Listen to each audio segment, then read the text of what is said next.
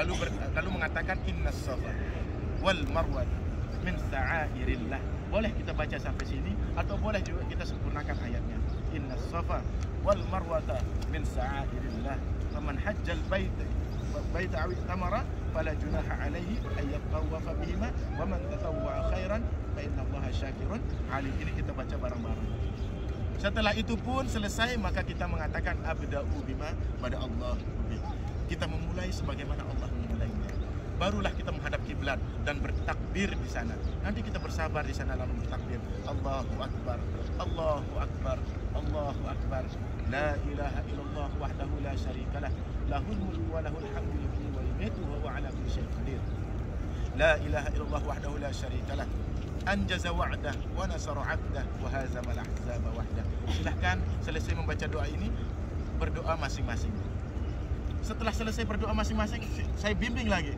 Allahu akbar, Allahu akbar, Allahu akbar. La ilaha illallah wahdahu la syarikalah, lahul mulku wa lahul hamdu yuhyi wa yumiitu wa huwa ala kulli syai'in qadir. La ilaha illallah wahdahu la syarikalah, anjaza wa'dah wa nasara 'abdah wa hazamal ahzaba wahdah. Setelah selesai berdoa yang kedua kali, saya perintahkan lagi, silahkan Bapak Ibu berdoa lagi masing-masing. Karena ini memang aturannya. Nah, setelah itu lagi kita mengucapkan, silahkan ibu-ibu, bapak-bapak, kita ucapkan lagi. La ilaha illallah wahdahu la syarikalah, lahul mulku wa lahul hamdu yuhyi wa yumiitu wa huwa ala kulli syai'in qadir. La ilaha illallah wahdahu la syarikalah, anjaza wa'dah wa nasara 'abdah wa hazamal ahzaba wahdah. Nah, selesai ini barulah kita jalan. Apa yang kita jalan dari menuju kita memulai dari Bukit Safa menuju ke Marwa. Nah, nanti Marwa itu sekitar 500 meter dari sini. Sampai di sebelum hotel itulah, atau dari sebelah dari sana pas di As-Salam di museum itu 500 meter. Nah, kita jalan, apa yang kita baca? Nah, di sini adalah intinya adalah zikrullah. Zikir kepada Allah sama seperti tawaf, itu bebas. Kita membaca Al-Qur'an pas tawaf atau kita membaca Al-Qur'an pas sa'i, ini bebas. Ibu-ibu nanti banyak didengar sambil nyanyi orang-orang. Subhanallah walhamdulillah. Enggak. Jangan mengganggu yang lainnya. Kita cukup kalau mikal subhanallah walhamdulillah wala ilaha illallah.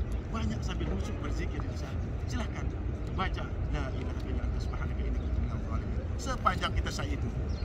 Nah, sampai lampu hijau, ada lampu hijau di sana bagi bapak-bapak, maka silahkan baca Rabbighfir warham innaka antal a'azzul akram. Ini kita baca terus sambil lari. Ini kita harus lari sampai lampu hijau. Selesai lampu hijau, kita tunggu ibu-ibu lagi nyusul. Nah, kalau ibu-ibu tidak boleh lari-lari, ya. Beda dengan bapak-bapak. Ini disunahkan untuk ramal alur hari-hari kecilnya. Nah, setelah itu lanjutkan zikir sampai di As-Salam atau di Bukit Marwa, kita berdiam lagi menghadap kiblat. Di sini beratnya bapak-bapak ibu-ibu. Karena di sa'i ini lebih berat daripada tawaf, kecuali kalau tawafnya di atas. Nah, setelah sampai di Bukit Marwa, apa yang kita baca? Tidak perlu membaca Innas Safa wal Marwa lagi. Karena di sana kita disunahkan dianjurkan cuma sekali saja di Bukit Safa. Di Bukit Safa saja kita dianjurkan bacanya. Setelah itu kita hanya mengatakan Bismillahi, Allahu Akbar, Allahu Akbar, Allahu Akbar. La ilaha illallah wahdahu la syarikalah, lahul mulku wa lahul hamdu yuhyi wa yumiitu wa huwa ala kulli syai'in qadir. La ilaha illallah wahdahu la syarikalah, anjaza wa'dah wa nasara 'abdah wa hazamal ahzaba wahdah. Itu kita baca 3 kali diselang dengan doa dalam hati 2 kali sama seperti kita baca di waktu di Safa tersebut. Jadi ketika kita berangkat dari Marwa, kita memulai dari Safa menuju ke Marwa itu dihitung 1 putaran, 1.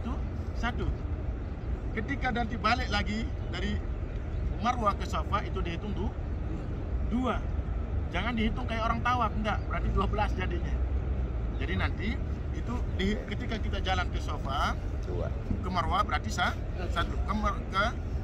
ke Safa berarti maksudnya 2. Jadi begitu juga intinya di Bukit Safa itu selalu hitungannya adalah genap. Sedangkan di Bukit Marwa itu hitungannya ganjil. Setiap ketemu lampu hijau, nanti bapak-bapak lari juga. Lari dan mengatakan Allahumma ighfir warham innaka antal a'azzul akram. Nanti kita bareng-bareng ya, lari, kita baca doa ini bareng-bareng, silahkan. Nah, setelah lampu hijau selesai, silahkan bebas lagi bacanya. Mau baca Al-Quran, mau berzikir kepada Allah, itu silahkan. Itu yang paling pendek yang kita baca. Ada lanjutannya sedikit. Nah, sampai di Bukit Sofa, apa yang kita baca? Sama yang kita baca. Dibaca takbir 3 kali, yang tadi itu diseling dengan doa 2 kali. Begitu juga sampai selesai. Nah, ketika di Bukit Sofa sudah dapat 6 putaran, maka di situ kita perbanyak doa. Karena ini doa yang terakhir. Karena setelah sampai di Bukit Marwah nanti tidak ada doa lagi. Kita langsung menuju ke tempat tahallul.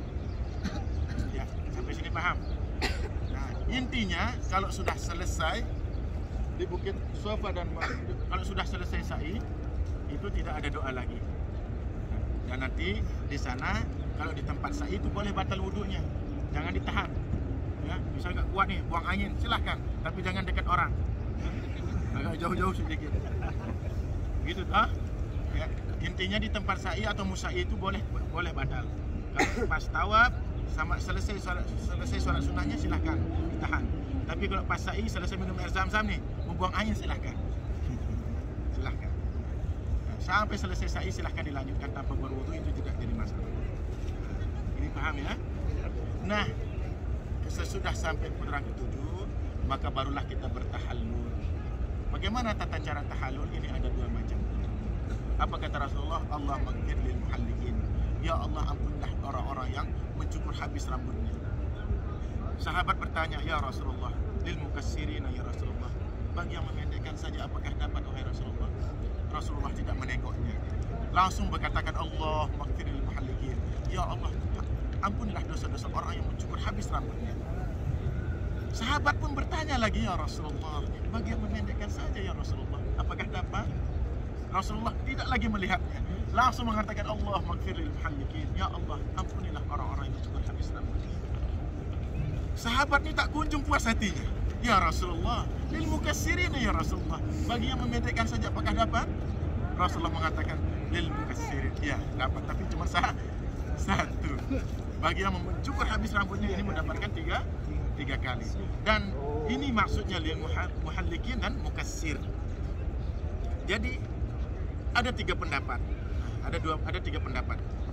Bagi para ulama ijtihad ini, subhanallah, bagaimana ulama-ulama kita ini. Bagi Imam Ahmad bin Hanbal, maka tetap bersikeras, pegang kuat, bertahallul itu lebih utama. Istilahnya, mencukur habis rambut itu lebih utama, paling utama. Sesuai dengan hadis yang tadi. Adapun cara kedua itu mukassir, kecuali bagi yang punya penyakit di kepalanya. Maka misalkan tidak boleh tahallul, maka dia membayar hadiah. Bagi yang ada penyakit misalkan. Tapi kalau nggak ada penyakit, maka mukassir tidak boleh. Yang kedua, boleh sebatas 1/4 daripada rambutnya. Ini pendapat Hanafi. Nah, pendapat Imam Syafi'i 3 helai rambut ini sekurang-kurangnya. Makanya banyak orang yang mencukur sedikit tapi kita tidak dapat sunnahnya. Karena sunnahnya cuma 2. Pertama mencukur habis rambut, atau yang kedua adalah mukassir. Mukassir ini maksudnya mencukur habis, mencukur setengahnya, mencukur pendek. Misalkan 3 cm, 2 cm kita sisakan. Ini boleh, tapi harus rata dengan gunting, itu harus rata semua kena. Tapi kalau yang mencukur sedikit, ini sah, tapi tidak mendapatkan pahala yang salah satu di antara. Apakah 1 doa tidak dapat, dan juga 3, apalagi 3 doa. Tinggal kita pilih mana yang kita mau.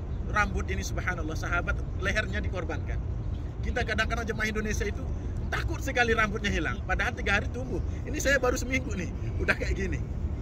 Setiap minggu saya habis rambutnya. Datang lagi jemaah lagi umrah, lagi habis. Jadi nggak habis ini, rambut itu habis, subhanallah. Dan doa ya Rasulullah, ini yang kita harapkan sebenarnya. Nah, makanya tata cara mencukur rambut itu sama. Pendapat Imam Syafi'i itu subhanallah, beliau hanya mengambil sekurang-kurangnya, mengambil titik sahnya saja. Ini pendapatnya beliau, itu pendapatnya beliau.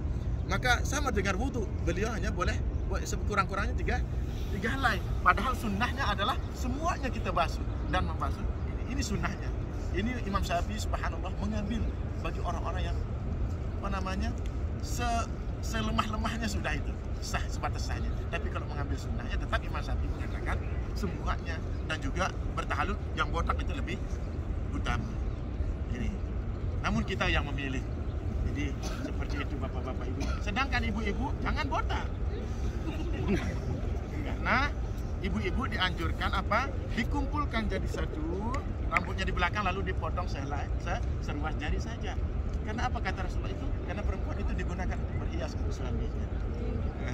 Jadi ibu-ibu itu cuman seruas jari saja, namun dikumpulkan caranya. Jangan kayak orang kebanyakan nanti di sana diambil dikit ini. Apa ini tahallulnya? Bukan begitu caranya tahallul.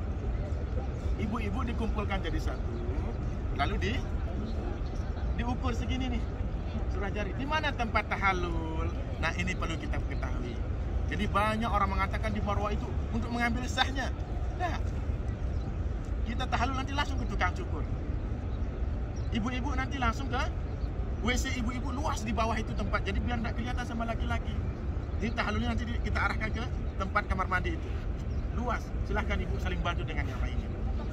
Potong sendiri boleh. Nah, ini banyak yang mengatakan tidak boleh kita mentahallulkan orang yang bertahallul kalau belum tahallul.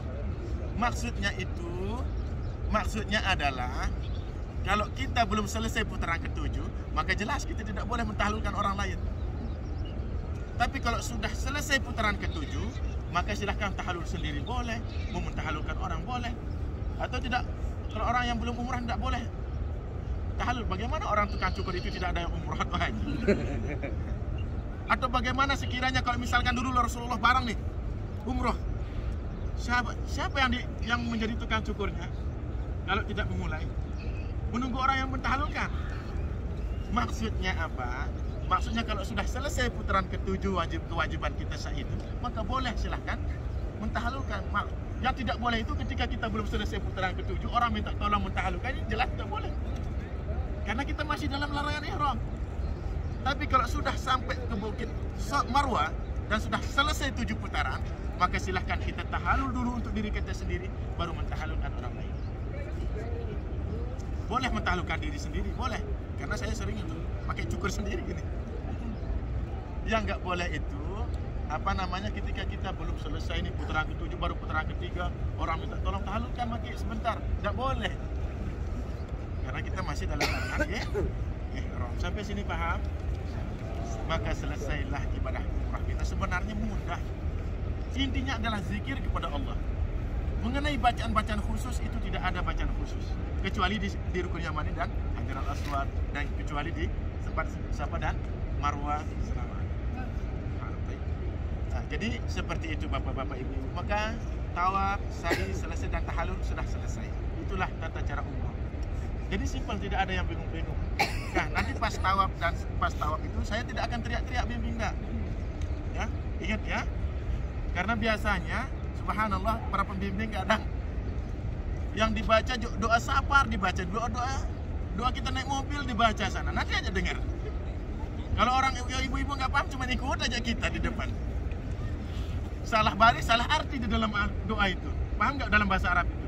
Saya takutnya kita doanya begini, nanti di belakang lain huruf, lain baris, lain artinya juga. Makanya di sini nanti silahkan baca zikir doa yang kita hafal sendiri. Ya.